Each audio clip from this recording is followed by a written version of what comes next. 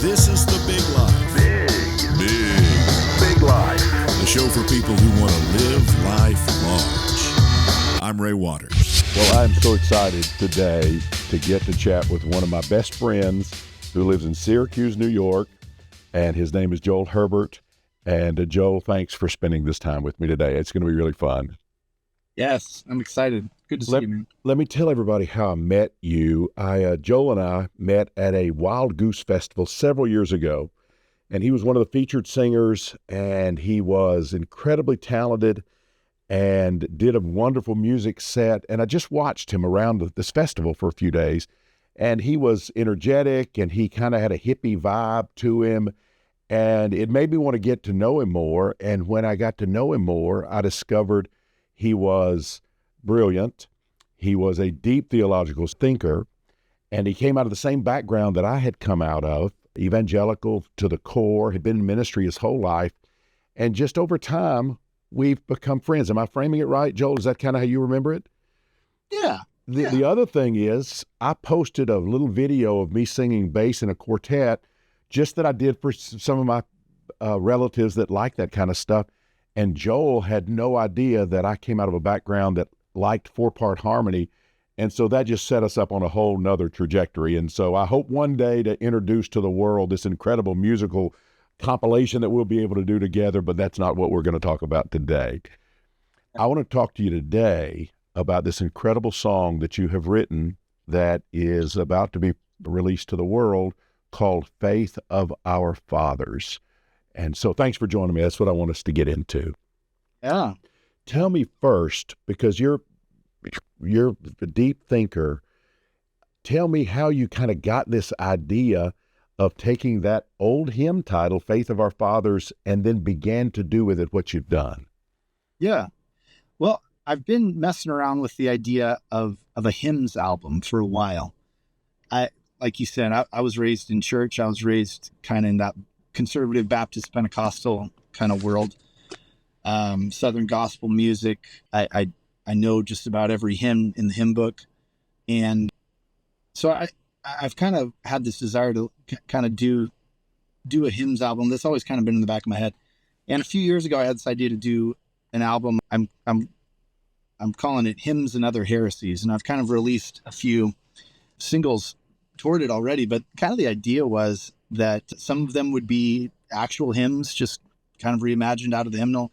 Some of them would be have the names of old hymns, but not be that song at all. Right. Just kind of rewritten. So I've released a couple of songs along those lines already. Nearer My God to Thee, just the standard original with kind of some contemporary stylings. And then another one, I Will Meet You in the Morning, which is the name of an old hymn, but it's a song I wrote, just completely different from the original. So Faith of My Fathers was kind of that same idea, that it would be a song that sounded like a hymn. And I know we don't really do this anymore. There's not really CDs you pick up at the store anymore, but that someone would pick up a CD and go look on the back and the track list and say, oh, this is a hymns album. This is pretty cool. And they'd stick it in and it would be completely different than what they expected. And so that was kind of the idea, that Faith of My Fathers would be, it has the same name as an old hymn, but it would be not just different, but I'm really kind of trying to subvert, maybe subvert's the wrong word, but kind of turn these hymns on their heads and give it a totally different perspective of what it means to have the faith of our fathers and mothers. And is that something that we should really even be praying for or asking? I found it interesting. I was really honored that I was a part of kind of a texting back and forth when you were just thinking about ideas for some of these songs. And I kind of remember those early days of when Faith of Our Fathers just kind of was coming to light. And then I got to hear your first version, just you singing it with a guitar, and it was powerful. Yeah. And then I saw you did it once at our church. Once I saw you do it at this festival in North Carolina, Wild Goose. And it was profound, because even the first part of it, when you talk about Faith of Our Fathers, you don't say, I want the faith of our fathers. You begin the song with, I don't want the faith of our fathers. Kind of get into that a little bit. What were you thinking? Well, the original hymn is a celebration of like this faith that we had handed down to us. And I think the verses talk about, you know, faithful, faithful people of faith that went through great peril. And I think it says the word peril and sword and persecution in order to be faithful to the faith of Jesus. And so in some ways, the song is actually very true to that same message. But it's sort of asking the question, what is this faith that we've been given, especially us here in the Western world, in America, in kind of white evangelical Christianity? Is that something we should be asking for? And so right out of the gate, I just kind of say, I don't want that faith. I think you and so I grew up in Washington, and you, I think, grew up in Texas. Atlanta. No, we're in Atlanta. So you and I both, we're from different parts of the country, but I think we share a fairly common ancestry that I don't know about you, I can trace some of my ancestry back to people that fought for the Confederacy. Oh yeah. Oh yeah. I certainly can trace my ancestry back to people who came over Spanish and were part of the conquistador thing, which was a colonialist enterprise to try to convert Native Americans to Catholicism. So I have these on two different sides of my family. There's preachers on different sides of my family, and some of them were what we would probably now say are the good guys, and some were the bad guys. Right. So when we talk about the faith of our fathers and mothers, I just want to ask a deeper question of what does that mean, and how do we wrestle with the complicity of our ancestors in the faith? It's a reality that we have to face, that all of us have, we have heroes in our past, and we have cowards or traitors or just people that were doing the best they could and maybe missed the mark in our past. I like that you don't throw out the whole thing. You're not somebody that's going to throw out the whole thing. You say there are good guys. There are people that we look back and we say, you know what, there were some heroes that came along Mm-hmm. and were really carrying the banner, and they were doing some wonderful things. But we also are honest, and to me, your songwriting was so honest to be able to say there was a lot of things that were done under the banner of Jesus that we don't want to carry on that. And you called it out. You don't hold back in calling out some of the harm that the faith perpetuated. Just one of the first lines, I don't want the faith of my fathers, the faith that bombs, segregates, and enslaves. There was a lot of that went on, and I love that you started with it there, and it goes to an incredibly positive direction, but you start by saying, yeah, there's a lot that we need to know we did that wasn't right. So the reality is that those voices that we hear about in history class, we don't hear about the other side of that. We hear about the people like Harriet Tubman, Frederick Douglass, what's her name, that Harriet Beecher Stowe that wrote Uncle Tom's Cabin. But for every one of those people, there were preachers, there were ordained ministers in the Southern Baptist and Methodist churches that were preaching messages and leading seminaries, fighting for the biblical right to own slaves. And they were using some of the same arguments that people today are using to try to justify hate in their own way. And they, in their mind, they were standing up for biblical truth. And we can go back. I mean, this isn't a black and white thing. There are people like Martin Luther, one of the kind of biggest names in all of Christian history, who at once were reformers that fought for what we would now look at as corruption in the church. But also then later in life, Martin Luther had some really horrible things to say about Jews that we have to denounce, right? So sometimes within the same denomination, the same movements, and even the same person, we find this sense of betrayal that we have to, we can't just wholesale take everything and say, well, I'll take Martin Luther or I'll leave Martin Luther. There's things we have to reckon with. Yeah, I think that's brilliant. By the way, let me just say, because you and I both agree, Joel's not driving. He is actually parked. And so please nobody have a conniption and think that he is driving while we're doing this interview. He is safely parked, and that's wonderful. So you start like that, and it's so profound and it's so necessary. And I think people get it. And then you say, I want the faith. And you begin to go through these Bible characters, and it was rich the way you did it, because it was, some of them I thought, okay, yeah, I would got that. Some of them were a little more obscure. Talk a little bit about that, where you went in the song. Yeah. So my first thought was, we have this very fraught history of Christian history. And there are undoubtedly, I know a lot of Christians love to kind of have that knee-jerk reaction. And well, what about, William Wilberforce, or what about St. Francis? Or right. We've got some good, right? Yeah, been some good stuff that's happened. Yeah. Yes, we have some good guys. Okay. That's not a question. But I thought, okay, we've got this very fraught Christian history, but I actually want to make the point that the faith of George Wallace, the segregationist governor of Alabama, the faith of Bob Jones, the segregationist, it's a perversion. Right. But there's so many people that really thought that people like Bob Jones or Jerry Falwell were like they're fighting for the truth. And so it's this acknowledgement that we have to keep our eyes open and go back to the scriptures, go back to the original, so to speak. And we got to look at Jesus. We got to look at Moses. We got to look at, and so I started writing, I feel like the very first person that was the obvious one was Moses. Right. He's kind of the founder of all of it. Right. Jews look to Moses as their kind of founding prophet. But I also wanted to be Moses right out the gate just seemed like a slam dunk, but I immediately wanted to not make it a sausage fest. Right.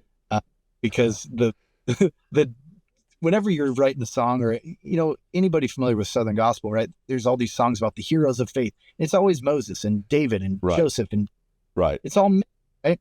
And I thought I would love to, because I was also in seminary at the time. I was finishing seminary, and I thought, man, I'd done some study into some of the women of the Bible and taken even full classes about them, and just thought I'd love to hit some of these unsung heroes that you don't usually think about. Ruth and Esther get a lot of airtime when it comes to women in the Bible. And I thought I do include Esther. I wanted to include some of the women that you wouldn't normally think of as people of faith. So I think my second person is Naomi. Yeah. And, what does the faith of Naomi look like? What is the faith of Hannah? And I had just done a sermon about Hagar that was really fresh on my mind. And Hagar is not someone you generally hear preached about. You don't hear her brought up as this person of faith, but Hagar, she's probably my favorite character in the Bible. Oh, yeah. She is the first person in the Bible to give God a name. The God that sees me. Yes. Hagar has this dramatic faith that just refuses to take anything lying down. And she tells God, basically, you're not just, you are the God that sees me, but you're going to see me, God. Whether you like it or not, I'm going to put myself on your radar.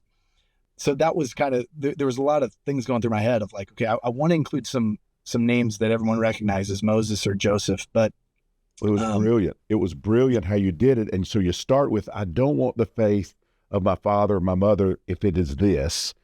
Yeah. And then I want the faith of, and you had these incredible runs with these Bible characters. And then you take it a whole nother level, and you started to include some of our social justice heroes, some of the people that that we do want to emulate, and we want to get at the heart of what they're doing. Share a little bit about that. So in the original iteration of the song, I went back and found it in our text threads. I didn't have that last chorus. I think I circled back and just repeated the first chorus about Moses. But something just felt, and the song up until that last chorus pretty much has stayed unchanged. I haven't really messed with it really at all. There's been a couple lyric tweaks, but that's it. But it didn't feel done. It felt like I ramped it up. I got to Tamar and Hagar and some of these female characters in the Bible I wanted to get to. And every chorus sort of ends with, but most of all, I want to be like Jesus, right? So in that sense, it's really a very Christian song. Very. But I got to the end and I sent you that, and it just didn't quite feel finished. And I don't know what clicked. I was just working on the song, sitting at, with the piano. I went back and looked in our text messages from, that was a couple of years ago, and I found that original recording, and I hadn't written the last chorus, and I think I even remember texting you like something feels like it's missing, and I'm not sure what, but I really did want to kind of bring something modern into it because everybody is a Bible character. Oh yeah. And we got Moses, we got Esther, we got Hannah, we got Deborah, we got Hagar and Tamar and Jesus, and it just suddenly occurred to me, and I don't even remember really what prompted it. It just thought, I just thought, wait, this the thing that's going to take this over the top is to make this about the civil rights movement, the kind of the modern day prophets. What does Moses look like today? What does Hannah look like today? So I think it just dropped in my head. I want the faith of Martin. And I thought, yeah, that's it. Let's go with that. I thought that was incredible. And then you just kept just going. It was amazing that you hit Martin and you hit others in the civil rights movement. And it did take it to a level. It was an incredible song, but it took it to a level. It blew my mind. Yeah, it was. I feel like it blew my mind too. I'm in seminary, and one of the last classes I took in seminary was the ethics of Martin Luther King Jr. And I had read, I'd read the I Have a Dream speech, and I think maybe I'd read Letter from a Birmingham Jail. But I don't think most of us really understand Martin Luther King that weren't, if that's all we've read of him, maybe we read that in high school or something, or college. He was radical, and he was considered the most dangerous man in America.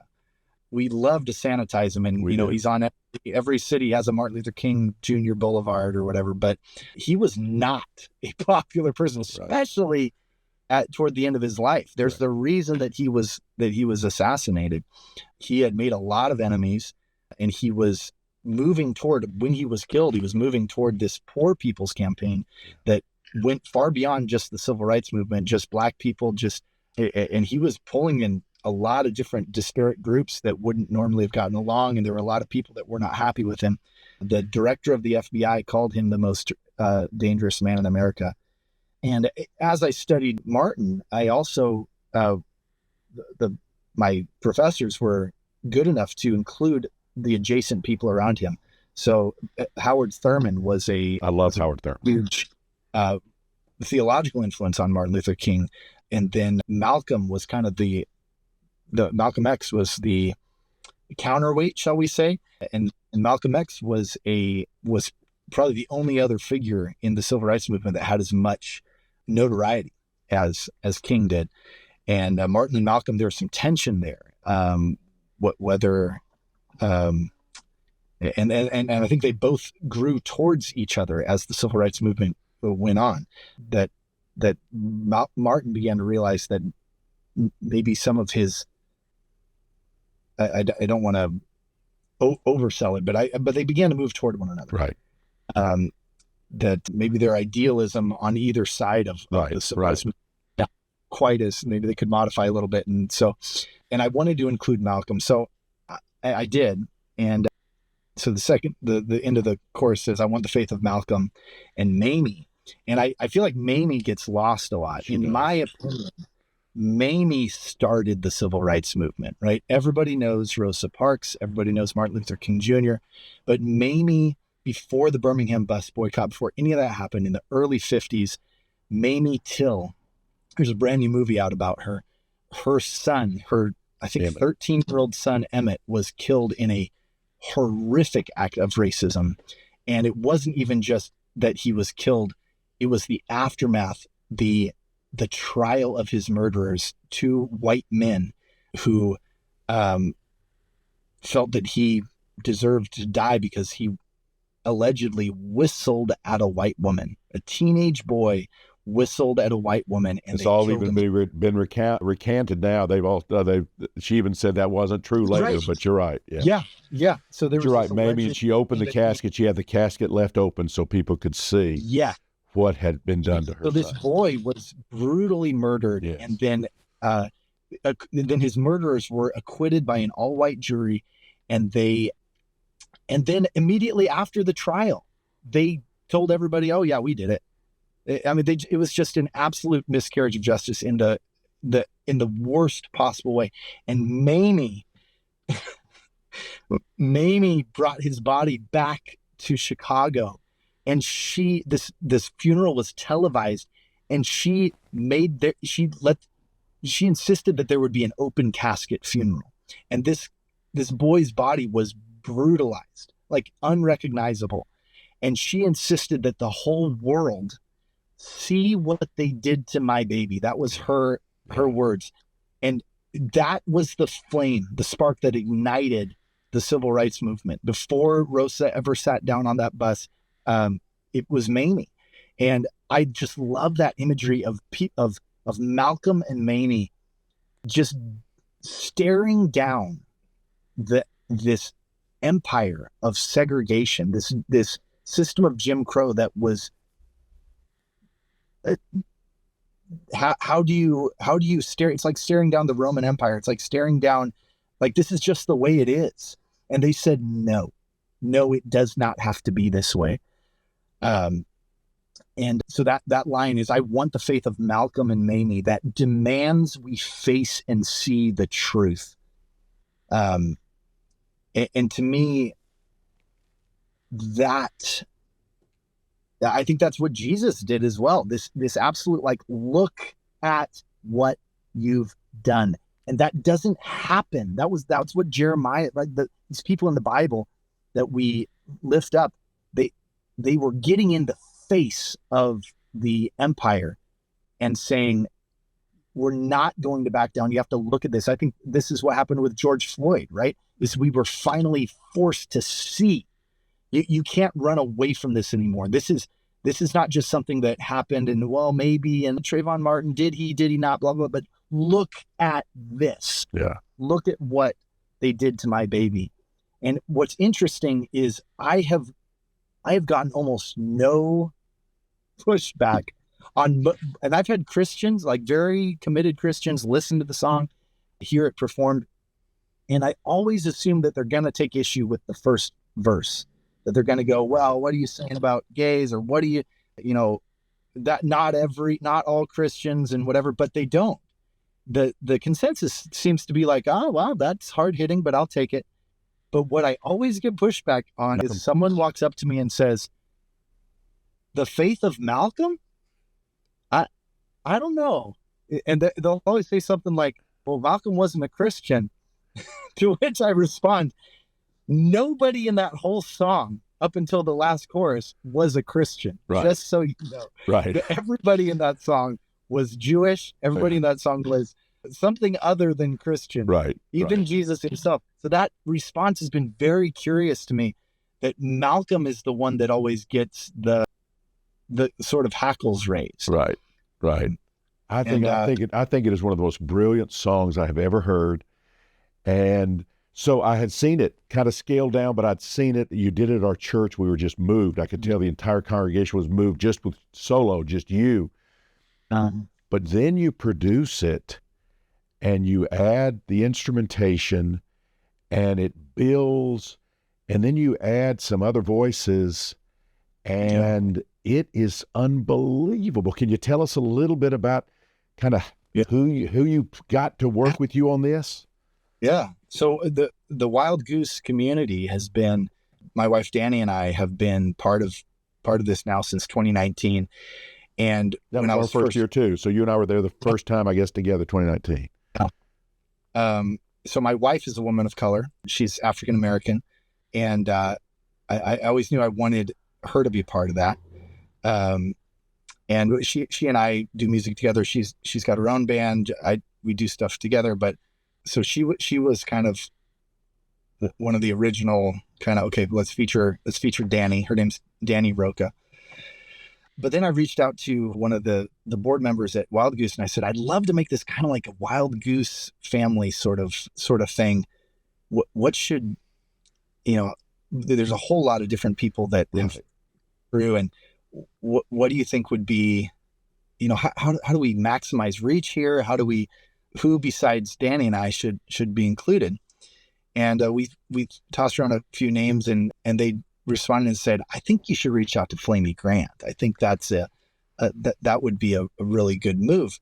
So Flamey and I had connected at Wild Goose a few years ago, and Flamey is a drag queen that is a worship leader, and talk about kicking the hornet's nest and kicking the doors. Flamey's blown up in recent years because she had a number one. I remember. So a drag queen had a number one album on the Contemporary Christian Music chart or something like that. It was some crazy thing that just kind of shocked everybody. Flamey is wonderful. So you reach out to Flamey. Yeah. So she's no stranger to controversy, right? So when I say, hey, I want you to be part of this controversial song and maybe make it more controversial with your presence, she was just, I showed her the song and she was just like, yes, I'm all in. Let's do this. And Flamey has a song. I think it's called like Esther, Ruth, and Rahab. Oh yeah, the women that she loved hearing those stories at church. Yeah. So it felt like this. That she's got a song on her album that hits all these sort of obscure women of the Bible that she grew up loving. And while the preacher was talking about David and Joseph and all these guys, that she was drawn to these sort of secondary characters, if you will.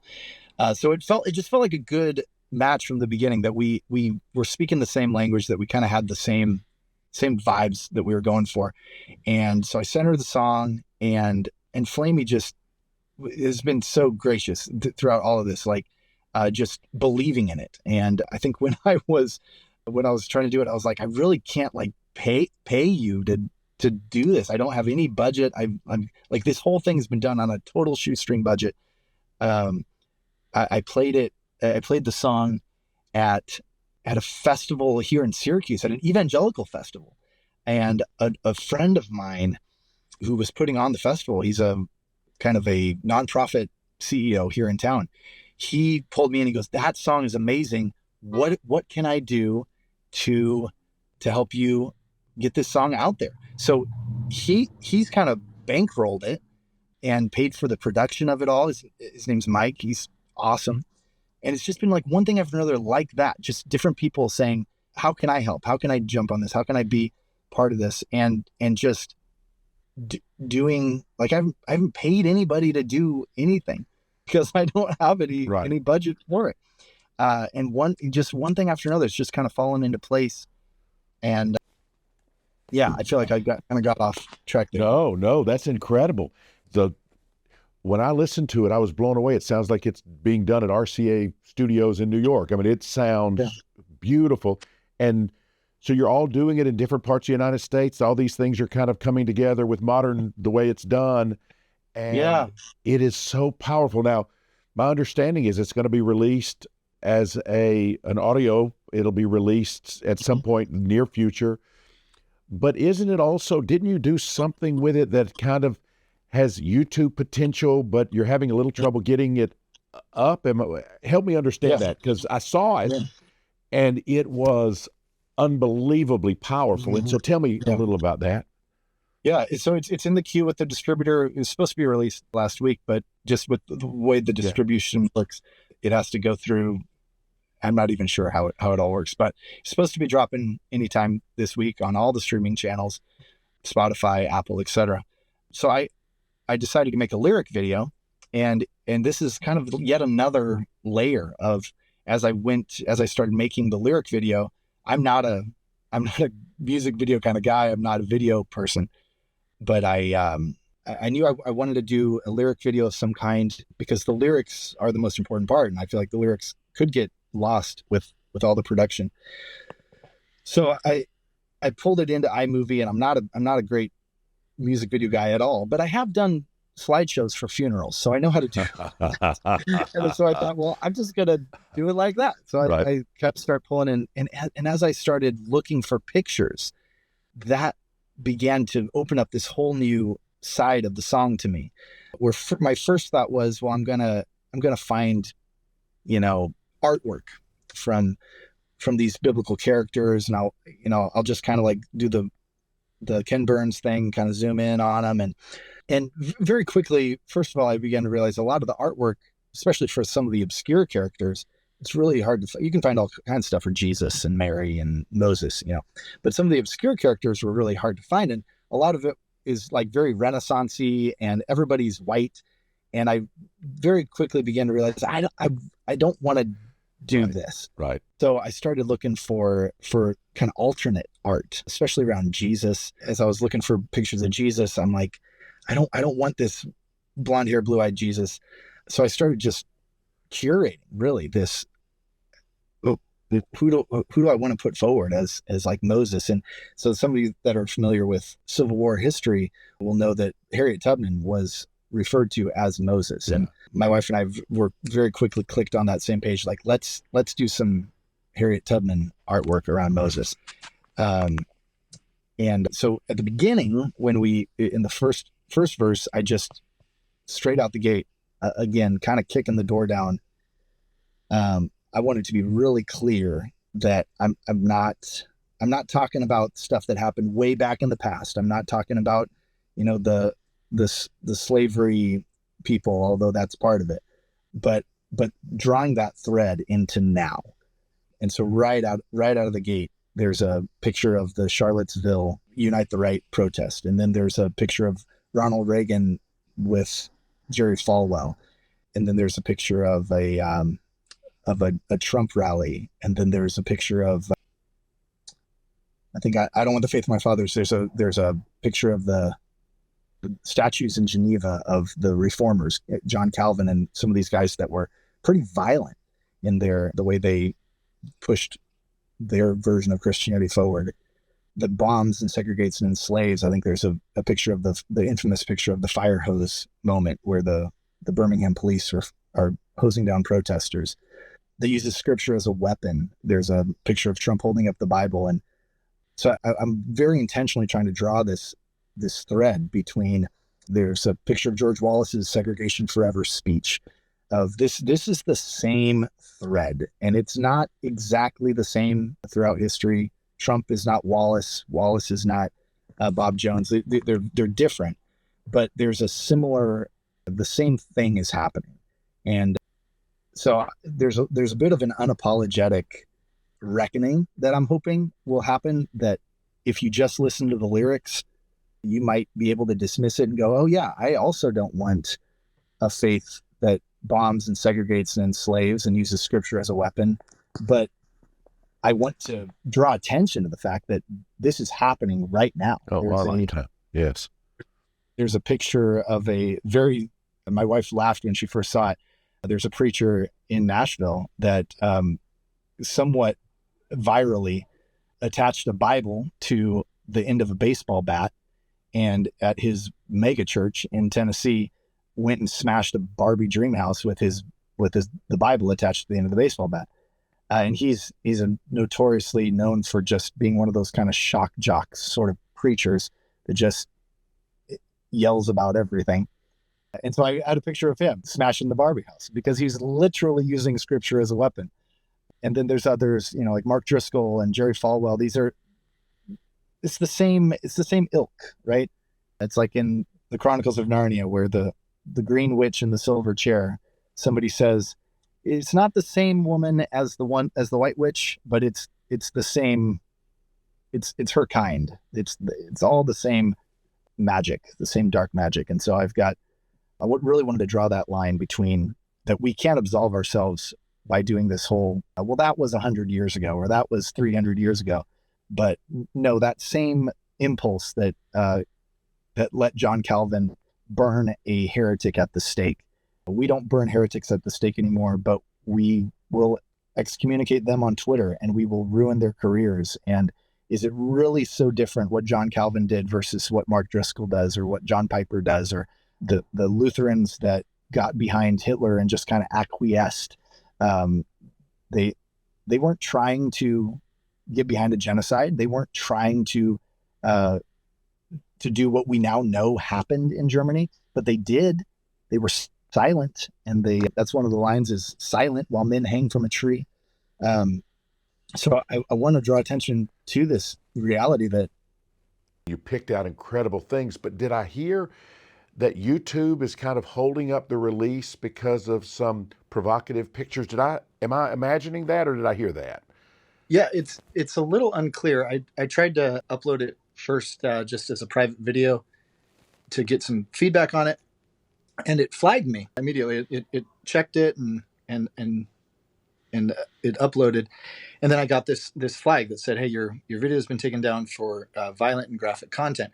I assumed it might be some kind of copyright issue or something with one of those kind of the old famous photos or something, but it said violent and graphic content. So it's been a little bit of a mystery. I've gone back, and the first time they flagged the Trail of Tears artwork, I used that in verse 1. It's a very famous piece of artwork. Yeah. We'd all recognize it. And so I went in and I went back into the video and I flipped it and I put some filters on, and I thought, okay, well, there's nothing violent about that. I mean, it's depicting a violent thing in history, but there's nothing overt about that.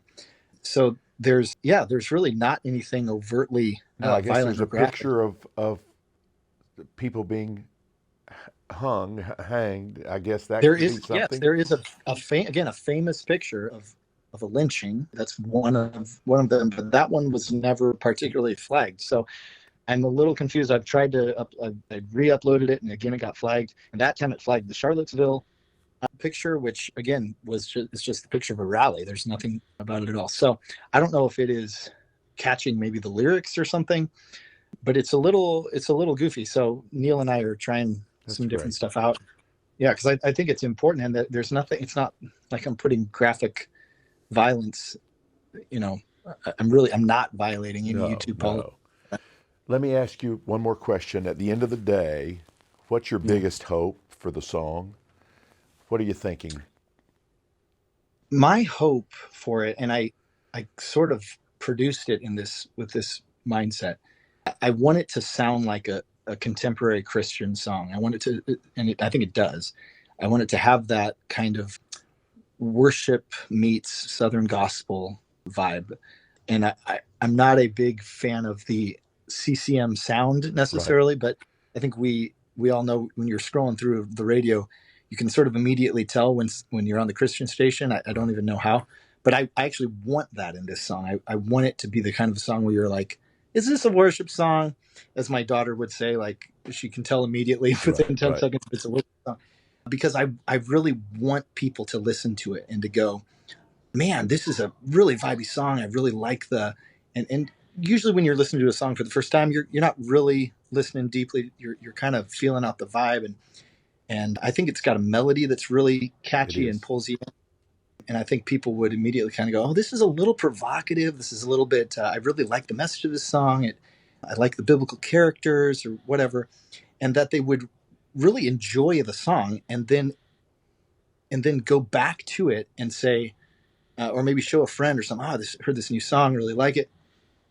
And then something would catch them and they go, wait a second. It could be as simple as like, who's that character? I don't know that character in the Bible. That's a sort of appealing to the nerd, right? In the Christian mind. And they go digging and they find that person in the Bible and then they think Malcolm and Mamie, who's that? Right. Is he talking about Malcolm X? Or is he, wait, so he's got all these biblical characters. Now he's doing Martin. And I want it to create, that's my biggest hope, I think, is that it would create thoughtfulness. I think so. And a good tension, something that's, kind of people are going to have to think about. I think it's profound. Yes.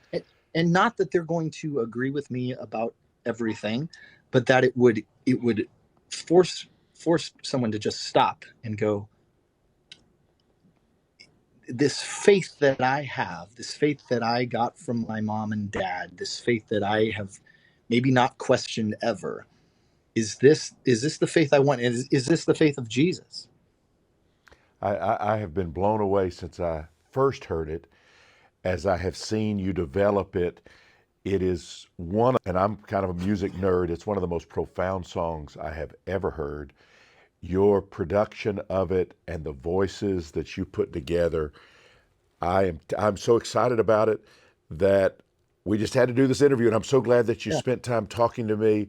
And I just want to say I talk a lot about big life, and when I talk about big life, it's never about big money and it's never about big fancy cars, but it's about just really it's about your spirit. It's this spirit of just this broad openness to people and to love and to inclusion. And I consider Mm. you one of my big life friends. And I am so glad about Yeah. that. And I can't wait to see you in a couple of weeks in person. And so I can't wait for everybody to get to see this. Y'all, how do people follow you, Joel, if they want to follow you and keep up Yeah. with you? How do you suggest they do that? Well, my personal brand is Joel Michael Herbert, and but this song will be released under the band my wife and I have together, and that's called The World in Lights. So imagine the whole globe lit up, I love it. The World in Lights, and it'll be featuring Flamey Grant, featuring Danny Roca, and I did so think a bass singer would have put it over the top, but that'll be another discussion for another day. Just know I did well, think a bass singer would have just been it. I don't know that we've ever performed the song together. I think we're going to have to make that happen. No, you did. You called me up at Wild Goose and I sang it, and I thought Did you sing it with me? when people were standing, I thought it had to be the bass part I was putting in the song. Right, that's right. Because I made you do it really Oh last yeah, minute. yeah, yeah, yeah. You don't Yeah. mind that kind of stuff. But anyway, no, I'm just teasing. It's going to be wonderful. We're going to sing it together again. Thank you for your time. Tell Yes. your lovely wife we love her, we love your kids, and can't wait to see you in a few weeks. Love you, Take buddy. care. Love you.